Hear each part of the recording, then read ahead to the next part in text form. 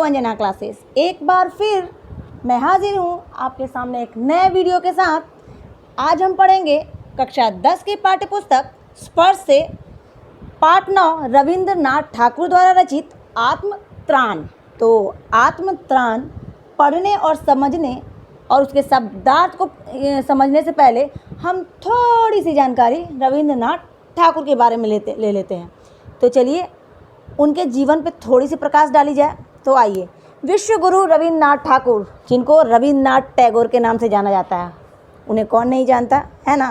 वे कवि कुल गुरु कहलाते हैं। उनका जन्म 6 मई सन 1861 को एक बंगाल में हुआ। उनके पिता का नाम देवेंद्रनाथ ठाकुर था। उनकी शिक्षा दीक्षा घर में ही संपन्न हुई है। सोचो बच्चों, और हम सोचते हैं घर में अगर हैं अभी लॉकडाउन में तो कैसे पढ़ें। ये लोग ऐसा करके गए हैं ताकि हम उनके मार्ग पे चल सकें। तो चलिए आगे बढ़ते हैं। उन्होंने छोटी उम्र में ही स्वाध्याय से कई विषयों का ज्ञान अर्जित कर दिए। स्वाध्याय अर्थात खुद से उन्होंने पढ़ा और बहुत सारे विषयों पर अपना ज्ञान अर्जित किया। वे बैरिस्ट्री पास करने के लिए लंदन भेजे गए, लेकिन इस विषय में उनकी रुचि बिल्कुल भी नहीं थी। इसलिए बैरिस्ट्री की परीक्षा के लिए जो वो विदेश गए थे, वो फिर अपने देश लौट के आ गए बिना परीक्षा दिए। वे बहुमुखी प्रतिभा के व्यक्ति थे। बहुमुखी अर्थात बहुत सारे मुख नहीं, मतलब उनके अंदर बहुत सारी प्रतिभाएं थी, जैसे संगीत, चित्रकला, गान, है ना, इत्यादि। आज संगीत के क्षेत्र में भी रविंद्रनाथ का बहुत बड़ा नाम है। आप जनगण मन अगर आपको याद हो तो इन्हीं की रचना है ना, जो हमारा राष्ट्रगान है। आज संगीत के क्षेत्र में भी रविंद्रनाथ संगीत नाम से गान के नृत्य को अलग अलग धारा में प्रभावित होती है। उन्होंने शांति निकेतन नाम की एक शैक्षिक व सांस्कृतिक संस्था की भी स्थापना की है, जो आज विश्व भारती विश्वविद्यालय के नाम से प्रख्यात है। गीतांजलि नाम की कृति के लिए उन्हें विश्व के सर्वश्रेष्ठ नोबेल पुरस्कार से सम्मानित किया गया है। अब इनकी रचनाएं। रविंद्रनाथ ठाकुर ने अपने जीवन में कुल 1000 कविताएं व 2000 गीत लिखे हैं। उन्होंने बंगला व अंग्रेजी भाषाओं में रचनाएं की।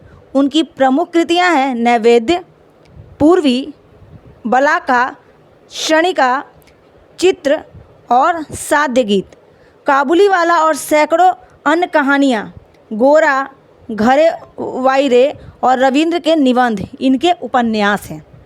अब थोड़ी सी जानकारी साहित्य के बारे में भी ले लेते हैं। इनकी साहित्यिक विशेषता क्या थी? तो टैगोर जी बंगला और अंग्रेजी के श्रेष्ठ रचनाकार हैं। हिंदी में जो भी उनकी रचनाएं हैं वे सब अनुदित हैं। उनकी रचनाओं में लोक संस्कृति का स्वर प्रमुख रूप से दिखाई देता है। प्रकृति से उन्हें गहरा लगाव है, इसलिए प्रकृति चित्रण में उन्हें महारत प्राप्त है। उन्होंने प्रकृति के विभिन्न रूपों को अपने काव्यों में से संवारा है। उनकी भाषा सरल, सुबोध व आकर्षक है। और जहाँ तक आत्मत्राण की बात है, तो यह कवि गुरु रविंद्रनाथ टैगोर द्वारा बंगला भाषा में रची गई है। इनका हिंदी अनुवाद हिंदी के महान साहित्यकार तथा टैगोर के प्रिय शिष्य हजारी प्रसाद द्विवेदी जी ने किया है। इस पाठ में कवि ईश्वर से प्रार्थना करता है। वे मानते हैं कि प्रभु में सब कुछ कर देने की असीम क्षमता है, फिर भी वह यह नहीं चाहता कि प्रभु ही उसका सब काम कर दे। कवि कामना करता है कि प्रभु उसकी विपत्तियों में कष्ट को दूर न करें, बल्कि उसको उन विपत्तियों से संघर्ष करने की क्षमता प्रदान करें। तो पूरे कविता जो है उसका सार यही है। तो आत्मत्राण पढ़ने के लिए हम शुरुआत करते हैं। तो चलिए आगे अब आत्मत्राण कविता को पढ़ते हैं पैराग्राफ वाइज, और उसके शब्दार्थ को समझते हैं और उसकी व्याख्या को समझते हैं। तो चलिए, सबसे पहले आत्मत्राण का अर्थ क्या है? आत्म अर्थात आत्मा और त्राण अर्थात रक्षा, अर्थात आत्मा की रक्षा। तो चलिए पहला पैराग्राफ। विपदाओं से मुझे बचाओ, यह मेरी प्रार्थना नहीं, केवल इतना हो, कभी न विपदा में पाऊँ भय, दुखताप से व्यथित चित्त को न दो, सांत्वना नहीं सही, पर इतना होवे दुख को मैं कर सकूं सदा जय, कोई कहीं सहायक ना मिले। तो अपना बल पौरुष ना हिले, हानि उठानी पड़े जगत में, लाभ अगर वंचना रही, तो भी मन में ना मानू क्षय। अब आते हैं शब्दार्थ पे। शब्दार्थ अर्थात विपदा, विपदा अर्थात विपत्ति या मुसीबत। करुणामय अर्थात दयालु। दुख ताप अर्थात कष्ट की पीड़ा। व्यथित अर्थात दुखी। चित्त अर्थात मन। पौरुष अर्थात शक्ति। चलिए अब आते हैं इसकी व्याख्या पे। कवि ईश्वर से प्रार्थना करते हुए कहते हैं कि हे प्रभु, मैं आपसे विपत्तियों और मुसीबतों से बचाने की प्रार्थना नहीं कर रहा हूँ, बल्कि मुझ में शक्ति भर दो, जिससे मैं आने वाली मुसीबतों से भयभीत ना हो पाऊँ। इस प्रकार मैं आपसे कष्ट को या पीड़ा से दुखी मन को शांत करने की प्रार्थना नहीं कर रहा हूँ। मेरी प्रार्थना है कि मुझ में ऐसी शक्ति भर दो ताकि मैं दुखों पर विजय प्राप्त कर सकूँ। मुझे यदि कोई सहायक ना भी मिले तो भी मैं अपने बलबूते से मुसीबत का सामना कर सकूं। यदि लाभ धोखा दे जाए और हानि भी उठानी पड़े तो भी मैं मन से हानि का अनुभव ना करूं। अर्थात कवि प्रभु से कहता है कि मैं कष्टों को दूर करने की प्रार्थना नहीं कर रहा हूं, अपितु कष्ट से लड़ सकूं ऐसी प्रार्थना कर रहा हूं। अर्थात कि कवि कहता है कि आप मुझे मेरा कष्ट दूर ना करें, बल्कि आप मुझे इतनी शक्ति प्रदान करें कि मैं स्वयं उस कष्ट से लड़ सकूं। जैसा कि आपने सुना है ना, मन के हारे हार और मन के जीते जीत, है ना।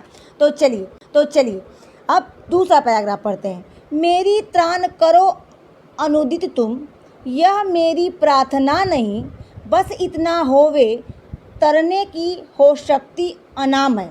मेरा भार अगर लघु करके ना दो सांत्वना नहीं सही, केवल इतना रखना अनुनय, वहन कर सकूं इसको निर्भय। नत सिर होकर सुख के दिन में, तव मुख पहचानूं छिन छिन में।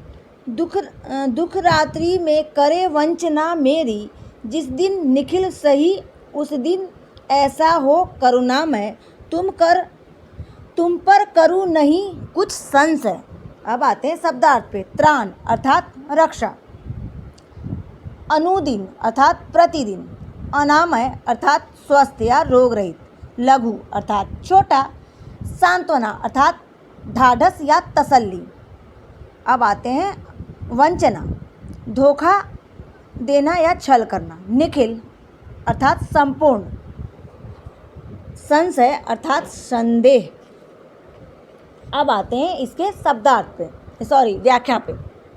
कवि कहता है भगवान से प्रार्थना करता हुआ, हे प्रभु, मैं आपसे प्रतिदिन मेरी रक्षा करने के लिए नहीं कह रहा हूँ, बल्कि इतनी शक्ति दो ताकि मैं उन स्थितियों को पार कर जाऊँ। मैं आपसे अपनी समस्याओं को कम करने को नहीं कहता हूँ, परंतु इतनी प्रार्थना अवश्य है कि मैं उन समस्याओं के पार को वहन कर सकूं। मैं सुख के दिनों में भी आपको ना भूलूं, ऐसी मुझ में बुद्धि देना। जिस दिन मुझ पर चारों ओर दुखों का पहाड़ टूट जाए, मैं उस दिन भी आप पर किसी प्रकार का संदेह ना करूं, ऐसा मुझे विवेक दीजिए। मतलब कवि कहना चाहते हैं कि ईश्वर के आगे लोग कब ज़्यादा नतमस्तक हो जाते हैं, जब वो दुख में घिर जाते हैं, लेकिन जब उनके आगे वो सुख आता है तो वो ईश्वर को भूल जाते हैं। तो कवि कह रहे हैं कि मैं आपको मेरे बुद्धि इतनी बुद्धि प्रदान करो मुझे, हे ईश्वर, मुझ में इतनी बुद्धि प्रदान करो ताकि मैं आपको दुख में तो याद करूँ ही, साथ में अगर मुझे बहुत ज़्यादा सुख हो, बहुत ज़्यादा खुशी हो, तो मैं उस समय भी आपको याद करूं, और जब मुझे दुख हो तो भी मैं आप पर संशय ना करूं, अर्थात संदेह ना करूं, मतलब तब भी आप पे मेरा भरोसा बना रहे। हाँ, तो चलिए अब इसका प्रश्न उत्तर कर लेते हैं। तो पहला इसका प्रश्न है जो कि निम्नलिखित प्रश्नों के उत्तर देना है। कवि किससे और क्या प्रार्थना कर रहा है? तो इसका उत्तर होगा, कवि ईश्वर से यह प्रार्थना कर रहा है कि भले ही मेरे ऊपर कितनी भी विपदाएं क्यों ना आ जाए, मगर मेरा आप पर विश्वास सदा बना रहे। दूसरा क्वेश्चन आंसर है, विपदाओं से मुझे बचाओ, यह मेरी प्रार्थना नहीं। कवि इस पंक्ति के द्वारा क्या कहना चाहता है? तो इसका उत्तर है, कवि ईश्वर से यह कह रहा है कि आप मुझे आने वाली परेशानियों से बचाओ। मैं यह प्रार्थना नहीं कर रहा, बल्कि मुझे उनसे लड़ने की और उससे सामना करने की शक्ति प्रदान कर दो। अब तीसरा, कभी सहायक के न मिलने पर क्या प्रार्थना करता है? इसका उत्तर है, कवि यही प्रार्थना करता है कि जीवन में परेशानियों को दूर करने के लिए भले ही कोई सहायता ना करे, लेकिन आप मुझे अपनी कृपा मुझ पर सदा बनाए रखना। अब चौथा, अंत में कवि क्या अनुनय करता है? उत्तर है, अंत में कवि यही अनुनय करता है कि संसार में मुझे कितना ही धोखा क्यों न मिले, मैं पूरी तरह से टूट जाऊं, फिर भी मेरा आप पर से विश्वास न उठे, आप पर मेरी आस्था सदैव बनी रहे। अब पांचवा, आत्मत्राण शीर्षक की सार्थकता कविता के संदर्भ में स्पष्ट कीजिए। तो उत्तर है, आत्मत्राण का अर्थ है अपनी आत्मा का त्राण करना या शुद्धि करना। कवि यही चाहता है कि कितनी ही सांसारिक परेशानियां झेलनी पड़े, लेकिन उनका सामना करने की ताकत कम न हो और ईश्वर पर विश्वास भी सदा बना रहे। यही इस शीर्षक की सार्थकता है, जो अपने आप में पूर्ण है। अब आते हैं छठा, अपनी इच्छाओं की पूर्ति के लिए आप प्रार्थना के अतिरिक्त और क्या क्या प्रयास करते हैं, उसको लिखिए। उत्तर है, अपनी इच्छाओं की पूर्ति के लिए ईश्वर की भक्ति के अतिरिक्त उपवास, सत्संग, मन्नत, तीर्थाटन और गरीबों को दान करते हैं। सातवां, क्या कवि की यह प्रार्थना आपको अन्य प्रार्थना गीतों से अलग लगती है? यदि हाँ, तो कैसे? उत्तर है, कवि की यह प्रार्थना हमको अन्य प्रार्थना से इसलिए अलग लगती है क्योंकि हम हर प्रार्थना में ईश्वर से कुछ न कुछ मांगते रहते हैं, अपने कल्याण, अपने दुख को दूर करने की बात करते हैं। मगर इस प्रार्थना में कवि ने ईश्वर से दुखों को दूर न करने की, बल्कि उससे सामना करने की, अपने लिए विश्वास उन पर बनाए रखने की प्रार्थना की है। अब आते हैं प्रश्न ख में, निम्नलिखित का भाव स्पष्ट करना है। नत सिर होकर सुख के दिन में तव मुख पहचानूं छिन छिन में। उत्तर है, कवि का कहना है कि वह सुख के दिनों में अपने ईश्वर को वैसे ही याद रखे जैसे दुख के दिनों में रखता था, बल्कि और ज़्यादा प्रसन्नता के साथ। अब दूसरा, हानि उठानी पड़े जगत में, लाभ अगर वंचना रही तो भी मन में ना मानूं क्षय। उत्तर है, कवि कहता है कि जीवन में कितनी भी हानि उठानी पड़े, भले ही कोई सुख ना मिले, फिर भी मन में जरा सी भी दुख का एहसास ना हो। अब आते हैं तीसरा, तरने की हो शक्ति अनामय, मेरा भाव अगर लघु करके ना दो सांत्वना नहीं सही। उत्तर है, कवि की यह प्रार्थना है कि मेरे अंदर इन दुखों से तरने की इतनी शक्ति प्रदान कर दो कि मैं इनसे हंसते हंसते बाहर निकल जाऊं। भले ही तुम मेरे दुखों के भार को कम न करो और सांत्वना भी न दो, पर अपनी कृपा बनाए रखो। अगर आपको ये वीडियो अच्छा लगता है तो प्लीज़ कृपया इसे शेयर करें और कमेंट करें क्योंकि आपने धूल और कीचड़ के काव्य को बहुत प्यार दिया है। तो इस तरह से इसे भी देखें, सुने और समझे। अगर आपको अच्छा लगता है तो कमेंट करके हमें बताएं ज़रूर।